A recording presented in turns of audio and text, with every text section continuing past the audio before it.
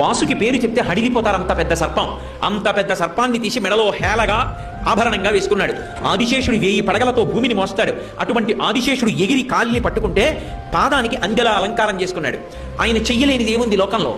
హాలాహలాన్ని చూసి అందరూ భయపడిపోతుంటే ఆయన దగ్గరికి వెళ్ళి బ్రతిమాలేరు. అందరూ హాలాహలం తరువుకొచ్చేస్తోంది, కాల్చేస్తోంది అని భయపడి వెళ్ళి కైలాసానికి, శంకరా నువ్వు తప్ప మమ్మల్ని ఎవరు కాపాడతారు, స్వామి రక్షించన్నారు అనేటప్పటికి హాలాహలాన్ని దేవతల కోసం పుచ్చుకున్నాడు. ఆయన చెయ్యలేనిది ఏమిటి? ఆయన నాకు ఇది కావాలని ఇప్పుడు అడగడు. భక్తి ఉన్నదా ఉరిసిపోతాడంతే. ఆయనకి కావలసింది ఆ భక్తి ఒక్కటే. ఆయన అందరికీ అన్ని ఇవ్వగలడు, ఆయనకి మనమేమిస్తాం?